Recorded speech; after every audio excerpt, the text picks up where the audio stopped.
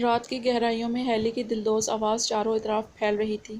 قریباً 2 گھنٹے بعد پنجاب کے شہر چکوال کی حدود میں ڈھوک ٹالیاں ڈیم پر اترا تھا۔ وہ دونوں نیچے اترے تو حد نگاہ پہاڑ اور ہریالی دیکھ کر مفرا کی آنکھیں پھیل گئیں کہ آخر انہیں جانا کہاں ہے۔ بیگ اٹھا کر جبران اس کا ہاتھ تھامے سڑک کی جانب آیا۔ اس قدر یخ اور نمی سے بھرپور ٹھنڈی ٹھار ہوائیں جیسے پسلیوں کے اندر گھس رہی تھیں۔ مفرا کو شدید ٹھنڈ محسوس ہوئی۔ ہوائیں اب اس سے ایسے گہرے اندھیرے اور ویران پہاڑی اور جنگل نما جگہ سے خوف آنے لگا تھا۔ تبھی سڑک پہ کھڑی گاڑی دیکھ کر سانس میں سانس آئی۔ وہ گاڑی میں سوار ہوئے۔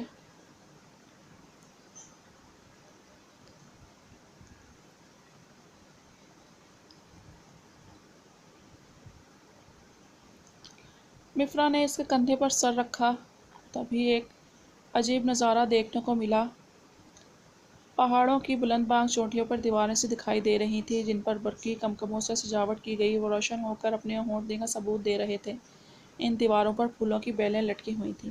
جبران یہ کیا؟ وہ دیکھ کر زیادہ دیر خاموش نہیں رہ سکی۔ یہ کسی شہنشاہ بندے کی ذاتی پراپرٹی ہے جو خود تو لاہور میں رہتا ہے مگر اپنے بچوں کے ساتھ یہاں اکثر رہنے آتا ہے۔ یہ ہے کیا؟ بس 3-4 پہاڑوں کی چوٹیوں پر دیواریں نظر آ رہی ہیں۔ مفرا کو اکثر چوٹیوں پر بنی اس عمارت پر مینار بھی نظر آنے لگے تھے۔ یہ بہت بڑا فارم ہاؤس ہے۔ مجھے اندر سے دیکھنا ہے جبران۔ اندر جانے کی پرمیشن کسی کو نہیں، جلادوں کو بھی نہیں۔ وہ گہرا مسکرایا مگر اینڈ والی بات اس نے سنی ہی نہیں۔ تو باہر کے پراسرار راستوں میں کھوئی ہوئی تھی جب ایک حد نگاہ کھائی نظر آئی تھی۔ کھائی کے بیچوں بیچ ایک اور انتہائی خوبصورت عمارت جس کے طویل و عریض صحن میں مختلف جانور مطلب گھوڑے اور ہرن دکھائی دے رہے تھے۔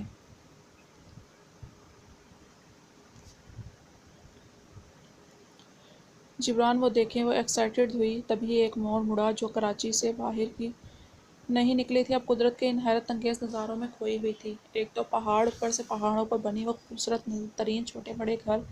وہ حیرت سے دیکھی گئی۔ پونے گھنٹے کی مسافت کے بعد گاڑی جہاں رکی تھی وہ ایک چھوٹا سا شہر سوا چیدن شاہ تھا۔ گاڑی سے نیچے اترے تو مفرا اپنے چاروں جانب دیکھ کر حیرت میں ڈوبی کیونکہ وہ سڑک کے بیچوں بیچ چوراہے پر کھڑی تھی۔ ان کے چاروں جانب پہاڑ تھے اور تمام رہائشیں اور گھر پہاڑوں پر بنے ہوئے تھے۔ یوں محسوس ہو رہا تھا ایک گھر کی چھت پر دوسرا گھر ہے۔ گلیاں تو نیچے سے دکھائی ہی نہیں دے رہی تھیں۔ قدرت کے حسین شاہکاروں پر، انسانوں کی اس عجیب و غریب تخلیق پر وہ بار بار حیرت میں ڈوب رہی تھی۔ جبران قریب کھڑا فون پر بات کر رہا تھا جب فون رکھ کر اس کی جانب مڑا۔ جبران ہمیں کہاں جانا ہے؟ وہ کھوئی سی بولی۔ ادھر آؤ۔ جبران نے اس کا ہاتھ تھاما اور اسے دوسری جانب گھمایا۔ ایک جانب بہت اونچائی پر اشارہ کیا۔ وہ بہت بڑی ریڈ لائٹ دیکھ رہی تھی۔ مفرا نے سر ہلایا مگر وہ نظارہ پاؤں سے کافی دور جیسے آسمان پر دکھائی دے رہا تھا۔ ہاں وہ دکھ رہی ہے، مفرا نے چھمبے سے کہا۔ وہیں جانا ہے، جبران نے اطمینان سے کہا تو مفرا کے رونگٹے کھڑے ہو گئے۔ کیسے؟ مفرا نے جیسے مذاق اڑایا، جیسے کہنا چاہتی ہو اڑ کر۔ تبھی وہاں ایک شخص ہیوی بائک لے کر آیا تھا۔ بائک سے اتر کر اس نے جبران سے مصافحہ کیا اور ایک جانب اندھیرے میں غائب ہو گیا۔ چلے بیگم، وہ ہیوی بائک پر سوار ہوتا مسکرا کر بولا۔ ہم اتنی اونچائی پر جائیں گے اس پر؟ مفرا خوف سے سفید پڑی۔ بالکل، وہ سر دھن کر بولا جیسے اس کی بات پتہ نہیں کتنی انجوائے کی تھی۔ مفرا ڈرتے ڈرتے پیچھے بیٹھ گئی۔ وہ ذرا سا فاصلہ قائم کر کے بیٹھی تو جبران نے دانتوں تلے لب دبایا کیونکہ تھوڑی دیر بعد وہ خود ہی اس کے گلے پڑے گی۔ وہ جانتا تھا۔ اس نے بائک اسٹارٹ کی۔ ہوا بھی کچھ دیر بعد ہی جب بائک اونچائی پر چڑھنا شروع ہوئی تو وہ بے تحاشا گھبراتی اس کے پیٹ پر کس کے ہاتھ باندھے اس کے ساتھ بری طرح لپٹ چکی تھی۔ منزل بہت قریب تھی۔ ٹھنڈی یخ ہوا نے دانت آپس میں بجا ڈالے۔ سڑک کے آس پاس لوکاٹ کے گھنے باغات تھے۔ جب بائک اسے کٹاس راس جاتی سڑک کی اونچائی پر چڑھنے لگی تو بائک ڈھلوانی سطح پر بالکل ٹیڑھی ہو گئی۔ جبران، وہ حواس باختہ ہوئی، میں گر جاؤں گی۔ وہ منمنائی اور اس کی کمر میں منہ دیا۔ ڈونٹ وری جان، تمہیں گرانے نہیں لایا ادھر، بہت سے حساب نکلتے ہیں تمہاری طرف، وہ وفاق کرنے ہیں۔ وہ معنی خیز سے بولا تو مگر یہاں غور کون کر رہا تھا؟ وہ تو باغات کو گھنے جنگل سمجھتی خوف سے لال پیلی ہو رہی تھی۔ منزل پر پہنچ کر بائک جھٹکے سے رکی۔ اس قدر اونچائی تھی کہ پہاڑ اور ان کی آبادی اب اپنے قدموں میں دکھائی دے رہی تھی۔ گہرے اندھیرے میں پہاڑوں کو آسمان چھوتے ہیولے اور ان پر آبادی میں جلتی لائٹس عجیب ہی نظارہ تھا۔ وہ پھر مبہوت سی کھوئی ہوئی تھی۔ جب جس کاٹیج کے باہر کھڑے تھے اس کا دروازہ کھلا تو جبران نے اس کو متوجہ کیا۔ جبران نے بہت ہی احترام سے باہر نکلنے والی بزرگ ہستی کو جھک کر سلام کیا۔ کیسے ہیں آپ میجر عاصم؟ جبران نے پوچھا۔ میں بالکل ٹھیک ہوں۔ سب ایکزیکیوشنز کیسے ہیں؟ بہت یاد آتی ہے ان کی۔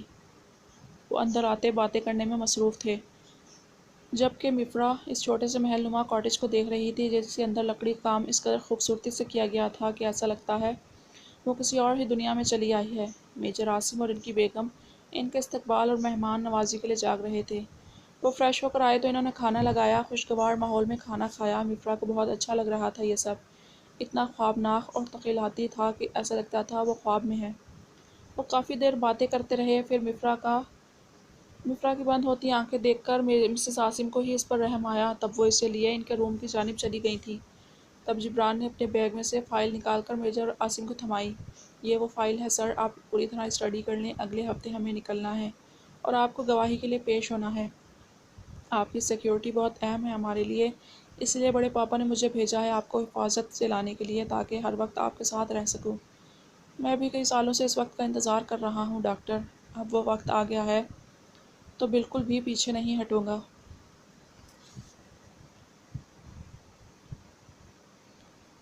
وہ کافی دیر باتیں کر رہے تھے۔ اب آ ہی گئے ہو تو میاں بیگم کو سارا علاقہ دکھانا بہت خوبصورت ہے، دیکھنے کے قابل۔ صبح کو سکی جھیل لے جانا، وہاں کے آس پاس کے باغات اپنے ہی ہیں۔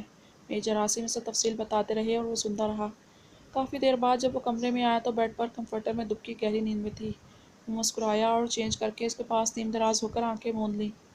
صبح وائٹ پیلس کا عجیب ہی نظارہ تھا، سب لاؤنج میں تھے اور تمام کے تمام مرد حضرات پھر غائب تھے۔ فجر کی آنکھ کھلی تو پہلو سے غائب تھا، وہ بری طرح جھنجھلائی۔ ادھر رواحہ بھی اٹھی تو سب سے پہلے اپنی حالت دیکھ کر بری طرح گڑبڑائی۔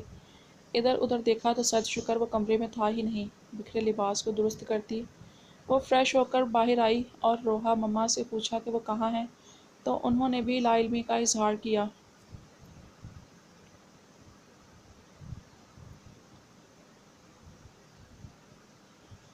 سب سے اینڈ میں شفا کی آنکھ کھلی تھی، سر بہت بھاری تھا۔ رات جو تماشے انہوں نے لگائے تھے وہ یہ سمجھ رہی تھی سب خواب تھا۔ ارے خواب میں رنگ پہنا کر گیا کھڑوس چلگوزہ۔ وہ بے وجہ مسکرائی مگر دانتوں تلے لب دبایا کہ اب تو سرتاج بن چکا تھا، اب اسے کچھ تمیز کا مظاہرہ کرنا تھا جو کہ ناممکن ہی لگ رہا تھا۔ وہ اٹھ بیٹھی مگر جیسے ہی اپنے ہاتھ پر نظر پڑی تو چونک گئی، بلکہ شزدر رہ گئی کہ اس کے ہاتھ میں رنگ جگمگا رہی تھی جسے وہ اپنا خواب سمجھ رہی تھی۔ اگر وہ خواب تھا تو یہ رنگ کہاں سے آئی تھی؟ اف، پاگل ہو جانا ہے میں نے۔ وہ جلدی سے چینج کر کے باہر نکلی، مگر آج بہت عجیب لگا، صرف خواتین ہونک بنی پھر رہی تھی جبکہ وہ سب غائب تھے۔ انہیں نہیں پتا تھا کہ آج کورٹ کی پہلی سنوائی تھی۔ اب جب جنگ شروع ہی کرنے والے تھے تو دشمن کا سامنا کرنے کا وقت آن پہنچا تھا۔ مہابیر نے ایز اے لائر ان کا سامنا کرنا تھا اور پاشا نے ان کی مخالفت میں سامنے جانا تھا، جس کا مطلب تھا دشمن سے آمنا سامنا، اور وہ اچھی طرح جانتے تھے کہ اس کنڈیشن میں اس دوران کم از کم وہ وائٹ پیلس نہیں آ پائیں گے کیونکہ دشمن سائے کی طرح ان کی نگرانی کرے گا۔ سو وہ وہاں سے نکل کر اپنے خاص ٹھکانے پر چلے گئے تھے۔ اگلی صبح کافی روشن تھی، پرندوں کی بے تحاشا چہکاریں سن کر اس کی جلد ہی آنکھ کھل گئی تھی۔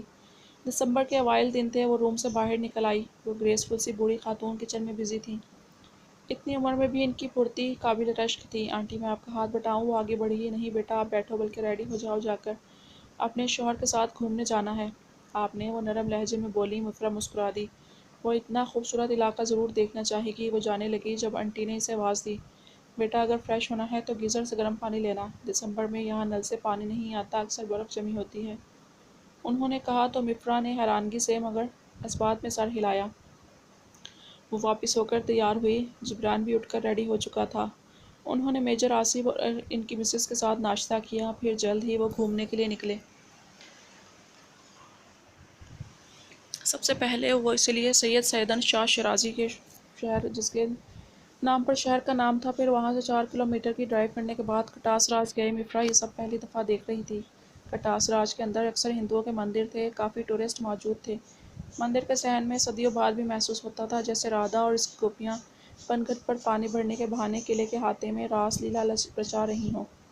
وہ کافی دیر وہاں گھومتے رہے، پھر جبران اسے لیے گاڑی تک آیا اور میجر صاحب کے بتائے گئے ان کے باغات اور سکی جھیل کے لے کر آیا۔ باغات میں کوئل کے چہکنے کی آواز پر مفرا چونکی۔ جبران، سنا آپ نے؟ کوئل کی آواز ہے یہ۔ وہ بہت خوش ہوئی جب باغات میں ایک درخت پر مہرون رنگ میں رنگے پھلوں سے لدا پھندا نظر آیا۔ جبران نے ہاتھ بڑھا کر پھل توڑ لیا اور کھانے لگا۔ جبران، یہ کیا ہے؟ اسے تجسس ہوا۔ اسے انجیر بولتے ہیں ڈیئر۔ جبران نے اس کی جانب 2-3 توڑ کر بڑھائیں تو اس نے ہاتھ میں تھام کر وہ چھوٹے چھوٹے سے میرون پلس پرپل مٹکے دلچسپی سے دیکھے۔ بٹ یہ تو دھاگے میں پروئے ہوئے راؤنڈ راؤنڈ سے شکل کے ہوتے ہیں، مطلب جیسے وہ ڈونٹ ہوتا ہے ویسے شیپ ہوتی ہے ان کی۔ مفرا الجھی۔ یہ وہی ہیں ڈرائی کر کے ویسے ہو جاتے ہیں، جبران نے سکون سے کہا، مگر کیسے؟ اب مجھے کیا پتا، یہ تو صدیوں سے فروٹس ڈرائی کر رہا ہوں نا۔ جبران نے اسے چھیڑا تو وہ منہ بنا کر دوسری جانب دیکھنے لگی، جیسے کہنا چاہتی ہو آپ سے بات کرنا ہی فضول ہے۔ اتنی دوپہر کے وقت بھی باغ میں ہو کا عالم تھا۔ مفرا ایک بڑے پتھر پر بیٹھ گئی۔ جب اس کے دماغ میں پھر جانے کیا آیا، جبران بھی اس کے ساتھ اسی پتھر پر بیٹھ گیا۔ جبران کتنا سناٹا ہے نا، یہاں دور دور تک کوئی بھی نہیں ہے، کوئی مار وار کر پھینک جائے، کسی کو مہینوں کانوں کان خبر تک نہ ہو۔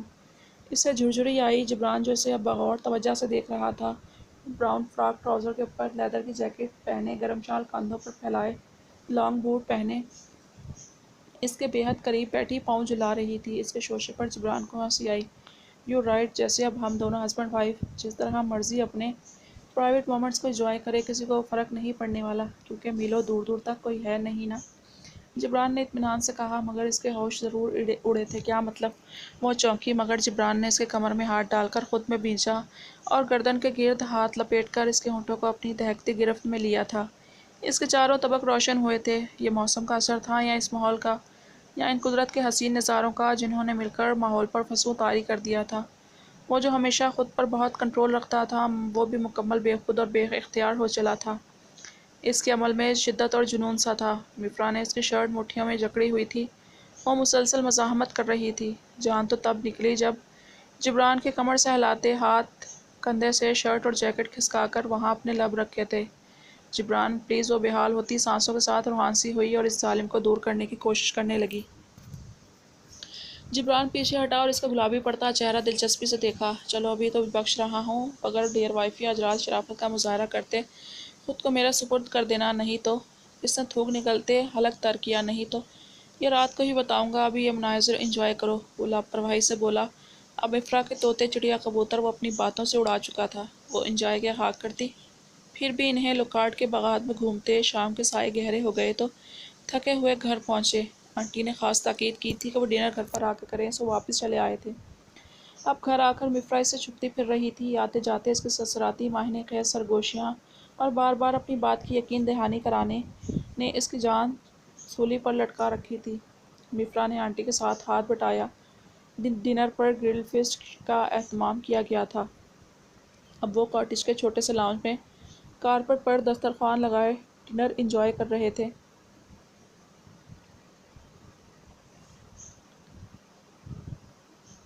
جبران کی مفرا پر وقتاً فوقتاً اٹھتی گہری طلبگار نگاہ اسے پانی پانی کر رہی تھیں، اسے بار بار نگاہیں چرانی پڑ رہی تھیں۔ یہ سب یادگار ترین تھا۔ ڈنر کے بعد سب نے گرین ٹی سے لطف اٹھایا۔ جبران باتوں باتوں میں نوٹ کر چکا تھا، وہ آنٹی کے ساتھ ان کے کمرے میں کھسک رہی تھی۔ وہ مسکرایا، بکرے کی ماں کب تک خیر بنائے گی؟ رات کے 1 بجے تک باتوں کا دور چلا، تب میجر عاصم اٹھے۔ وہ بھی اپنے روم میں آ گیا۔ جب کافی دیر وہ روم میں نہیں آئی تو جبران نے بیڈ پر نیم دراز ہو کر آنکھیں موند لی اور اسی کے بارے میں سوچنے لگا۔ مفرا جان بوجھ کر انکل آنٹی کے ساتھ بیٹھ کر گپیں لڑاتی رہی، جب آنٹی ہی کو کہنا پڑا، جاؤ بیٹا، جبران انتظار کر رہا ہوگا، جا کر اپنے شوہر کو وہ بھی کمپنی دو۔ تو نچار سے اٹھنا ہی پڑا۔ اب وہ کیا کہتی کہ آج کی یہ کمپنی سے بہت مہنگی پڑنے والی تھی۔ وہ دبے قدموں اپنے کمرے تک آئی، آہستگی سے ڈور کھولا۔ وہ جو چاہتی تھی کہ وہ سو چکا ہو، اندر داخل ہوئی تو ایک نیا سرپرائز سامنے تھا۔ کمرے سے جا بجا سٹینڈ کینڈلز جلی ہوئی تھیں اور ایک الگ ہی فسوں خیز منظر پیش کر رہی تھیں، جبکہ وہ کمرے میں موجود نہیں تھا شاید۔ وہ جھجکتی اندر داخل ہوئی۔ جب پیچھے دروازہ بند ہونے کی آواز پر وہ چونک کر پلٹی تو دروازے سے ٹیک لگائے کھڑا معنی خیز مسکراہٹ لیے اسے ہی دیکھ رہا تھا۔ مفرا نے جھجکتے اتنی ہی تیزی سے اس سے رخ موڑا تھا۔ آج تو یہ شخص اسے نگاہوں سے پانی پانی کرنے کے دم پر تھا۔ وہ آگے بڑھنے لگی۔ رکو، جبران نے آگے بڑھ کر اسے کلائی سے تھاما۔ جبران، مفرا نے گھبراہٹ میں اس کا نام شہید کیا۔ یس مائی لو، مائی پنک روز۔ جبران نے اس کا رخ اپنی جانب موڑا اور اس کے سویٹر کے بٹن کھولنے لگا۔ وہ بری طرح نروس ہوئی اور اس کے ہاتھ پکڑ لیے، مگر جب جبران نے جھک کر انہی ہاتھوں پر اپنے لب رکھنے چاہے تو اس کو ہاتھ پر ایک کھسکانے پڑے۔ جبران نے اس کا سویٹر اتار کر صوفے پر رکھا اور دوپٹہ بھی سر سے سرکا دیا۔ وہ اپنے قدم پیچھے لے رہی تھی جب جبران نے اس کی کمر کو جکڑ کر اپنی جانب کھینچا۔ وہ جھٹکے سے اس کے کشادہ سینے سے لگی تھی۔ تب جبران نے اس کی شہرک پر اپنے لب رکھے تھے۔ آج گریز ناممکن ہے میری جان۔ اس کے ہاتھوں کی گرفت میں سختی تھی اور لمس میں شدت۔ سینے پر سفر کرتے جبران کے لبوں نے اس کی حلق میں سانس اٹکا دی تھی۔ وفرا نے اس کے سینے پر ہاتھ رکھ کر جسموں کے اس طوفان پر بند باندھنے کی ناکام سی کوشش کی، مگر یہ مزاحمت جلدی پر ٹیل ڈالنے کے مترادف تھی۔ تبھی جبران نے اس کی کلائیاں جکڑ کر کمر سے لگائی تھیں اور اس کی سانسوں کی مہک اپنی روح میں اتاری تھی۔ وفرا نے اس کی شرٹ مٹھیوں میں جکڑی، جس کی شدتوں سے بحال وہ سانس بھی نہیں لے پا رہی تھی۔ جبران نے اسے اٹھا کر بیڈ پر لٹایا اور خود اس پر جھکا تھا۔ کچھ ہی پلوں میں کمر پر کھلتی زپ نے اس کی روح فنا کی تھی۔ جبران پلیز، وہ رو دی تھی، مگر جبران نے وہ آنسو اپنے لبوں سے چنے اور اسے اپنے سینے سے لپیٹ کر ریلیکس کیا۔